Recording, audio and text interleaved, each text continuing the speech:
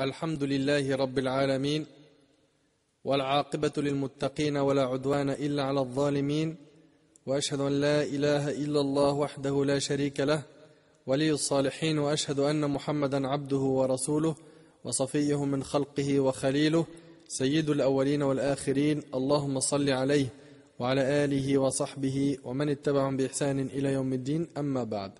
Mes chers frères et sœurs, assalamu alaikum wa rahmatullahi wa barakatuh.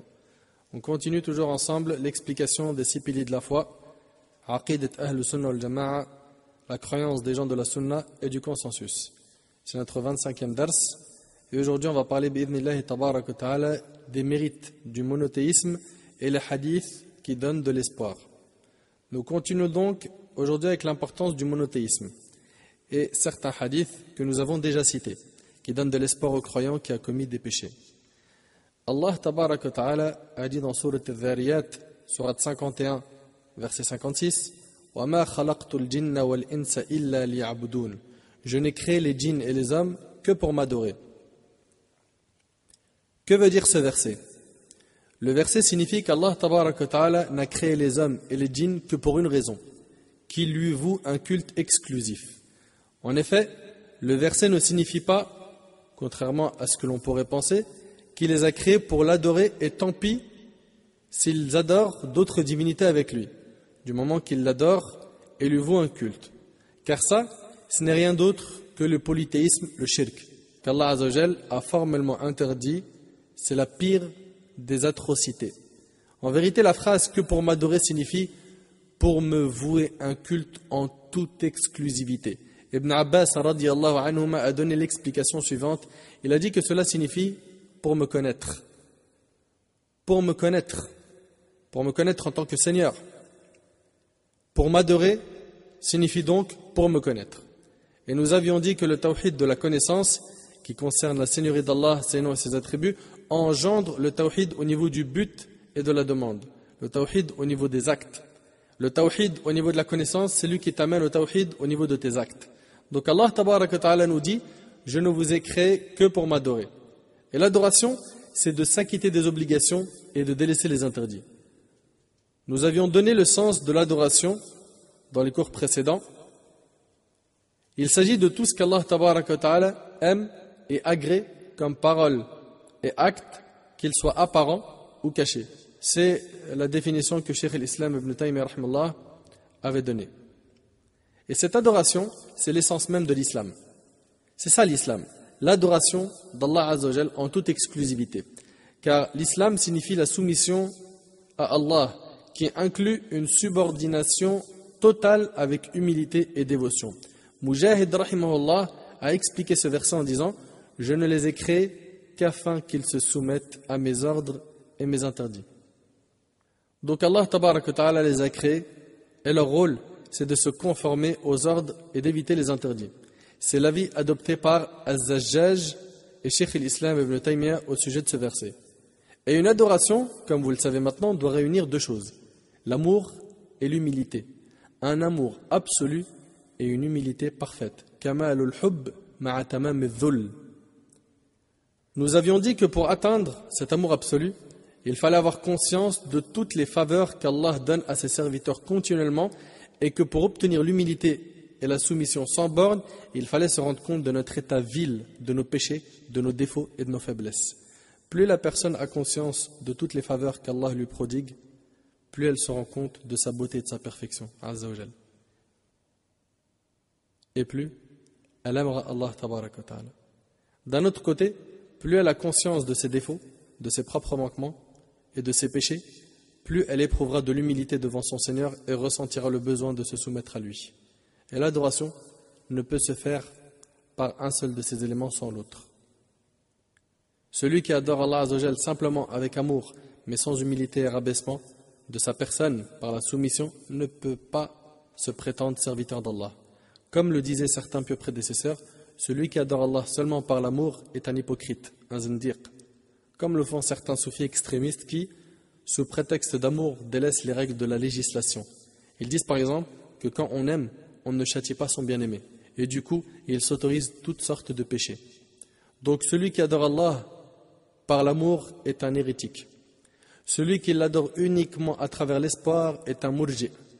Les murji'a, on en avait parlé, ce sont ceux qui ont compris l'islam uniquement à travers les textes qui donnent de l'espoir aux croyants et qui ont fait sortir les actes de la foi. Pour eux, quand on parle de la foi, on ne parle pas d'actes. Donc, celui qui l'adore uniquement à travers l'espoir est un murji. Et celui qui l'adore uniquement à travers la crainte est un haruri. Il fait partie des khawarij, ceux qui ont compris la législation uniquement à travers les textes de la menace. Et celui qui adore Allah avec ses trois composantes, l'amour, la crainte et l'espoir, c'est un véritable croyant monothéiste. Il faut adorer Allah Azzawajal avec ces trois ingrédients, l'amour, la crainte et l'espoir. Et on avait donné l'exemple de l'oiseau. Le cœur est comme un oiseau. Le cœur est comparable à l'oiseau. L'amour, c'est sa tête, la crainte et l'espoir sont ses deux ailes. Si sa tête et ses ailes sont intactes, il peut voler correctement.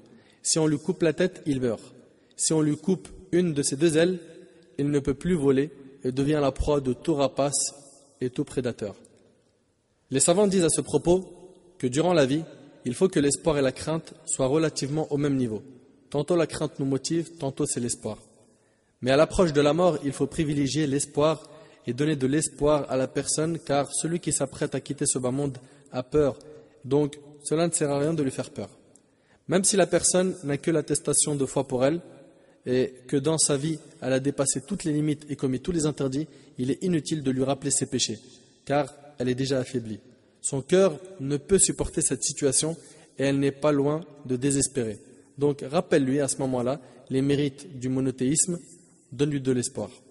Mais durant la vie, il faut jouer sur les deux plans. Certains disent même qu'il faut privilégier la crainte, mais cela dépend des personnes et des situations. Parfois, vous le savez, on a besoin qu'on nous fasse peur, et parfois, on a besoin qu'on nous donne de l'espoir. Allah tabaraka wa ta'ala dit dans Surat Al-Nahl, Surat 16, verset 36, وَلَقَدْ بَعَثْنَا فِي كُلِّ أُمَّةٍ رَسُولًا أَنِ اعْبُدُوا اللَّهَ وَاجْتَنِبُوا الطَّاغُوتَ. En vérité, nous avons envoyé un prophète à chaque communauté avec le message suivant, adorez Allah et éloignez-vous du culte des idoles. Allah tabaraka wa ta'ala a donc créé ces créatures pour qu'elles l'adorent. Et il Azza wa Jal a envoyé les messagers pour qu'ils libèrent les gens de l'adoration des idoles et qu'ils reviennent au culte exclusif d'Allah tabaraka wa ta'ala. En vérité, nous avons envoyé un prophète à chaque communauté avec le message suivant, adorez Allah et éloignez-vous du culte des idoles. Et Allah tabaraka wa ta'ala dit dans Surat Al-Anbiya, Surat 21, verset 25, وَمَا أَرْسَلْنَا مِنْ قَبْلِكَ مِنْ رَسُولٍ إِلَّا نُوحِي إِلَيْهِ أَنَّهُ لَا إِلَهَ إِلَّا أَنَا فَاعْبُدُونَ. Nous n'avons envoyé avant toi aucun prophète à qui il n'ait été révélé qu'il n'y a point d'autre divinité que moi et que c'est moi que vous devez adorer. Lorsque Rib'i ibn Amr, radiyallahu anhu, ce compagnon, est entré chez le roi des Perses, Rustum, ce dernier lui a demandé « Qu'est-ce qui t'amène » Et Rib'i a dit à Rustum « Allah nous a envoyés pour libérer les gens de l'adoration des gens à l'adoration du Seigneur des gens. » Pour les libérer de l'adoration des idoles, pour les faire passer de la misère de ce bas monde à une vie épanouie et de l'injustice des religions à la justice de l'islam. Voilà le rôle des prophètes et le travail des prédicateurs qui suivent cette voie. Rapprocher les gens de l'adoration d'Allah, ramener les gens à l'adoration d'Allah en toute exclusivité. C'est pourquoi tout discours ou pensée qui n'a pas pour principe de réunir les gens autour de l'adoration exclusive d'Allah et de l'amour des uns envers les autres pour la cause d'Allah n'est pas en accord avec le message des prophètes alayhi salam. Ce n'est pas ça la voie des prophètes. Les prophètes sont venus appeler au monothéisme. Et le premier souci était de ramener les gens au monothéisme et de les éloigner du shirk, du polythéisme. Allah tabaraka wa ta'ala a dit dans Surat Al-Nahl, Surat 16, verset 36, وَلَقَدْ بَعَثْنَا فِي كُلِّ أُمَّةٍ رَسُولًا أَنِ اعْبُدُوا اللَّهَ وَاجْتَنِبُوا الطَّاغُوتَ. En vérité, nous avons envoyé un prophète à chaque communauté avec le message suivant, adorez Allah et éloignez-vous du tarout, du culte des idoles. Le mot tarout vient du terme at-tughyan, l'abus et l'excès, le dépassement de la limite.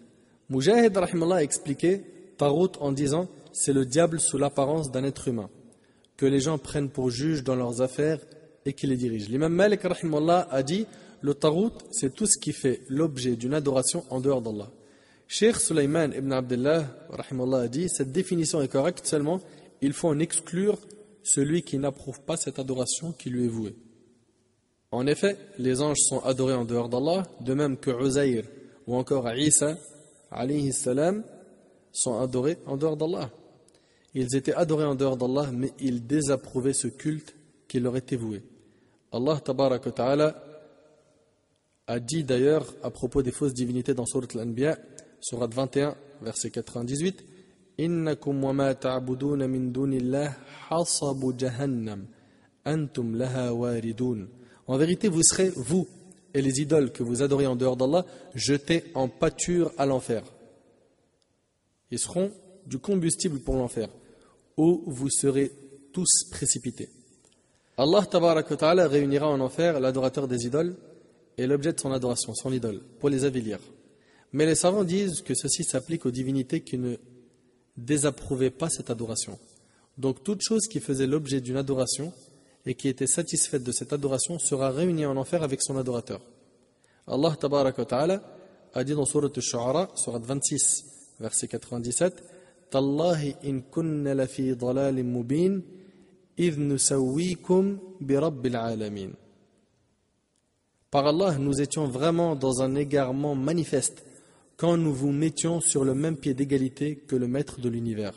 Les gens de l'enfer s'étonneront de voir des pierres, les statues, les gouverneurs injustes, toutes ces fausses divinités qui se satisfaisaient de l'adoration réunies avec eux en enfer. Concernant le sens du Tarut, l'imam Ibn al-Qayyim al-Jawziyya rahimallah a dit « C'est toute chose qui fait sortir le serviteur de son cadre, c'est-à-dire dépasser les limites, que ce soit par adoration, imitation ou obéissance. Le Tarut, c'est donc toute chose qui fait que la personne sort du cadre permis parce qu'elle adore cette chose, la suit ou lui obéit. Par exemple, toute personne qui voudrait être obéie au doigt et à l'œil de manière inconditionnelle est un Tarut. Car l'obéissance inconditionnelle est réservée à Allah Azza wa Jal et son prophète sallallahu alayhi wa sallam. Allah tabaraka wa ta'ala a dit Ya ayyuhalladhina amanu ati'u Allah wa ati'u ar-rasul wa ulil amri minkum. Dans Sourate An-Nisa, Sourate 4, verset 59, Allah tabaraka wa ta'ala a dit Ô croyants, obéissez à Allah, obéissez aux prophètes et à ceux d'entre vous qui détiennent le pouvoir.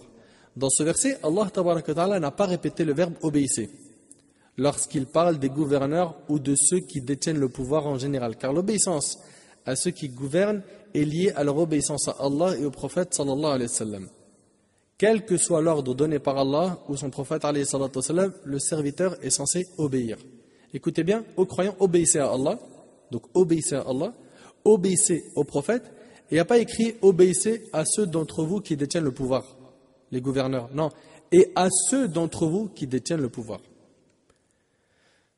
Donc on comprend bien que lorsqu'il parle Azza wa Jal des gouverneurs ou de ceux qui détiennent le pouvoir en général, il n'a pas utilisé le terme obéissez, car l'obéissance à ceux qui gouvernent est liée à leur obéissance à Allah et au prophète sallallahu alayhi wa sallam. Lorsqu'Abu Bakr radiyallahu anhu est devenu calife, il a déclaré obéissez-moi tant que j'obéirai à Allah à votre égard. Et si je désobéis à Allah en ce qui vous concerne, alors vous n'avez pas à m'obéir. Et vous connaissez l'histoire d'Abdullah ibn Hudhafa, radiyallahu anhu, ce compagnon qui avait été nommé chef d'une expédition par le prophète, alayhi salatu wasalam. Lors de cette expédition, il s'était mis en colère et avait ordonné aux compagnons de préparer un feu. Et il leur a ordonné de s'y jeter. Et le prophète, alayhi salatu wasalam, avait dit quiconque m'obéit aura obéi à Allah et quiconque obéit au chef m'aura obéi.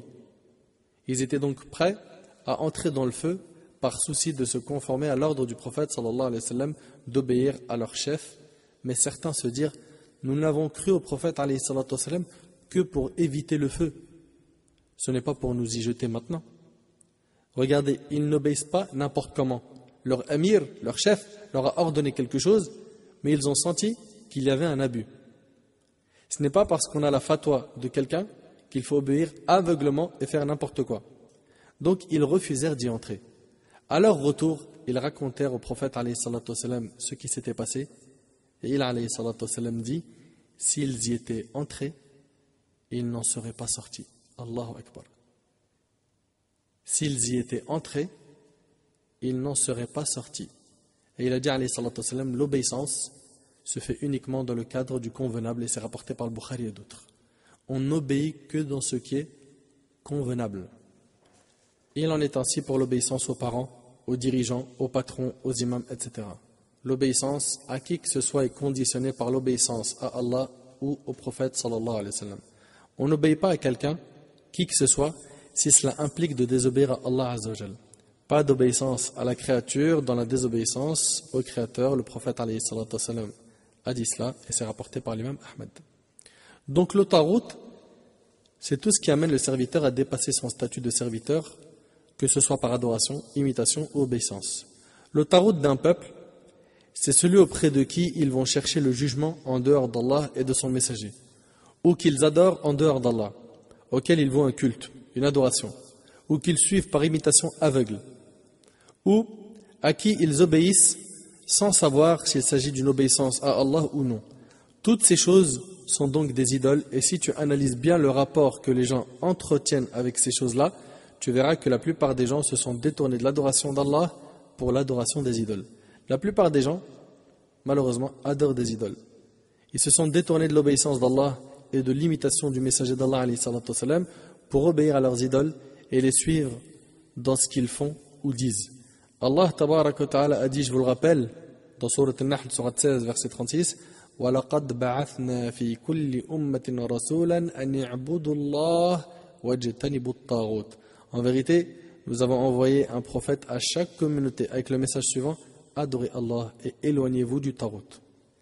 Le verset signifie qu'Allah azza wa jalla a envoyé à chaque communauté un messager pour dire aux gens d'adorer exclusivement Allah et de s'éloigner de l'adoration de tout autre en dehors de lui.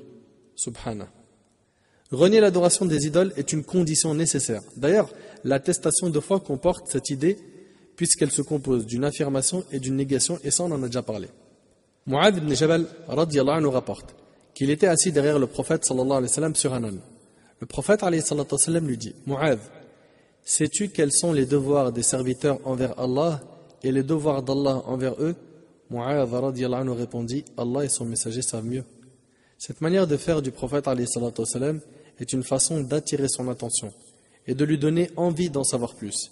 Il aurait pu tout simplement lui dire, les serviteurs d'Allah doivent l'adorer sans rien associer. Mais il alayhi salatu wa sallam lui pose la question pour le faire réfléchir, pour susciter en lui de l'intérêt.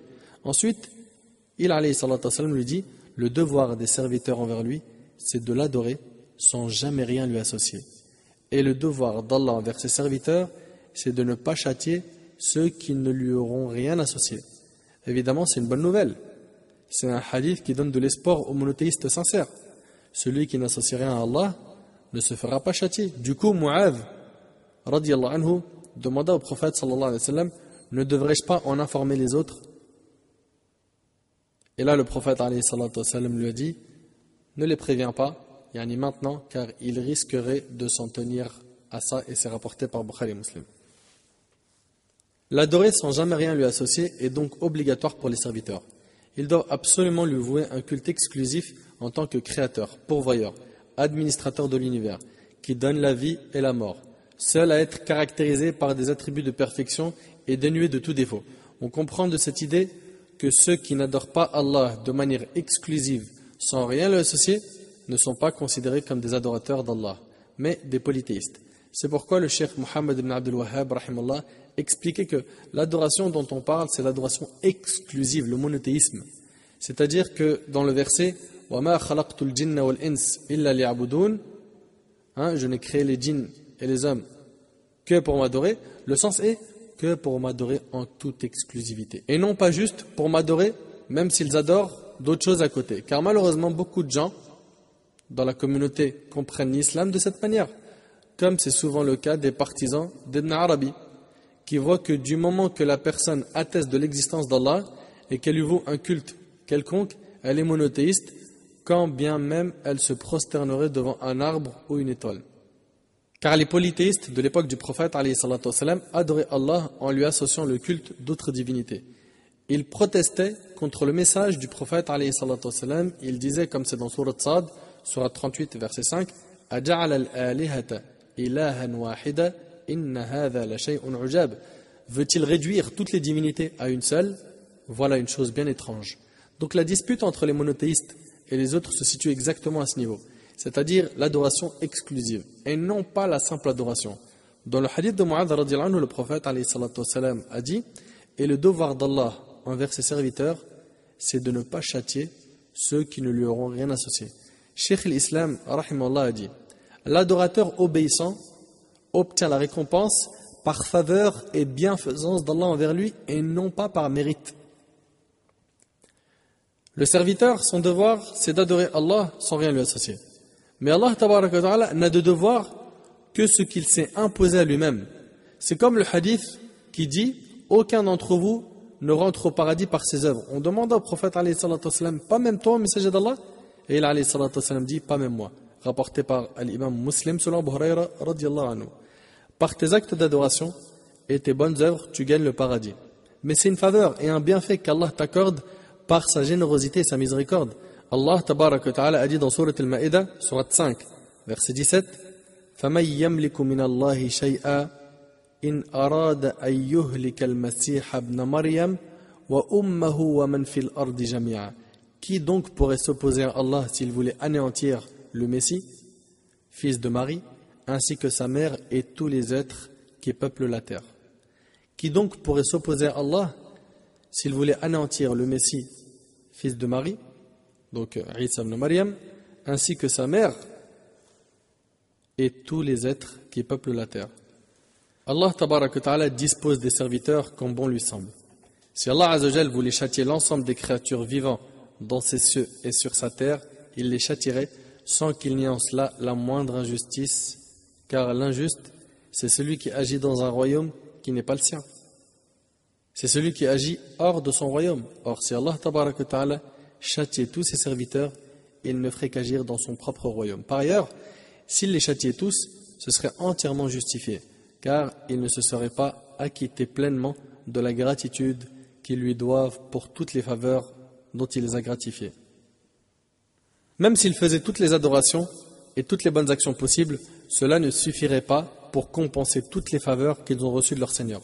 Rien que leur existence, leur capacité à entendre, à voir, la santé, la guider vers l'islam, la guider vers la bonne compréhension de l'islam, la voix des gens de la sunna et du consensus, etc. Toutes ces faveurs indénombrables. Personne ne peut remercier Allah comme il se doit et comme il le mérite. En somme, Allah tabaraka wa ta'ala fait rentrer au paradis par sa bienveillance et sa miséricorde, non pas par obligation ou mérite du serviteur. Dans un hadith du prophète sallallahu alayhi wa sallam, un Nabi alayhi salatu wa sallam nous informe qu'au jour du jugement, on fera venir un homme devant toutes les créatures. C'est alors qu'on déploiera 99 registres remplis de ses œuvres ou de ses péchés. Chaque registre se déployant aussi loin que l'horizon. On lui demandera: aurais-tu une objection quelconque vis-à-vis de ce qui est écrit? Mes scribes t'ont-ils lésé d'une quelconque manière? Et il répondra: bien sûr que non, mon Seigneur. On lui demandera alors: as-tu une excuse à présenter, ou ne serait-ce qu'une bonne action? Effrayé, il ne pourra que dire non. Mais il lui sera rétorqué: bien sûr que oui, tu as auprès de nous une bonne action inscrite, et tu ne seras point lésé aujourd'hui. On lui fera sortir une carte sur laquelle est inscrit: je témoigne que nulle divinité ne mérite l'adoration en dehors d'Allah et que Muhammad est le messager d'Allah. Il s'interrogera: mais que peut bien valoir cette carte face à tous ces registres remplis de mauvaises actions? On lui répondra: tu ne seras point lésé. On placera alors la carte dans un plateau de la balance et les registres dans l'autre, et c'est la carte qui sera plus lourde et qui fera s'envoler les registres. Et le hadith il est rapporté par Ibn Majah al-Hakim et il est authentique. Il faut savoir que ce hadith, tout comme celui de Mu'adh, fait également partie des hadiths qui sont faits pour donner de l'espoir aux croyants pécheurs, mais pas pour justifier les péchés. Sinon, n'importe qui s'en servirait pour faire n'importe quoi. Ce n'est certainement pas le but de ces hadiths. Et on ne le répétera jamais assez. On l'a déjà dit, un texte religieux ne se comprend pas de manière isolée par rapport à l'esprit de la religion et du reste des textes sur le même sujet.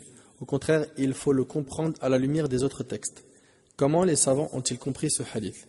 Ibn al-Qayyim al-Jawziyya rahimallah a dit: la valeur des actes ne dépend pas de leur forme ni de leur nombre, mais plutôt de ce qu'il y a dans le cœur. ce qu'il y a dans le cœur au moment de l'acte. C'est-à-dire que la valeur des actes dépend de la piété et de la crainte réelle d'Allah qu'il y a dans le cœur. La plus insignifiante des bonnes actions d'un homme pieux vaut mieux que des montagnes de bonnes actions d'une personne remplie d'orgueil. Ibn al-Qayyim al-Jawziyya rahimahullah a dit: la valeur des actes ne dépend pas de leur forme ni de leur nombre, mais plutôt de ce qu'il y a dans le cœur, de sorte que deux actes peuvent sembler identiques en apparence, alors qu'en réalité la différence entre les deux est aussi grande que la distance qui sépare les cieux et la terre. On pourrait prendre l'exemple de deux personnes qui prient en même temps, sur la même ligne, derrière le même imam, et pourtant leurs deux prières n'ont rien à voir l'une avec l'autre. L'un prie avec dévotion, concentration, crainte, il médite sur les versets, son cœur est rempli de vénération pour le Seigneur des mondes, alors que le deuxième, son cœur est resté attaché à ce bas monde. Il ne pense qu'au plaisir, les désirs, son commerce, l'argent, etc. Le Cheikh rahimahullah dit: analyse le hadith de la carte. Cette carte est placée dans un plateau de la balance face à 99 registres de péchés déployés à perte de vue. Et pourtant, elle pèse plus lourd dans la balance. Et de ce fait, la personne est épargnée. Or, tout monothéiste possède cette carte.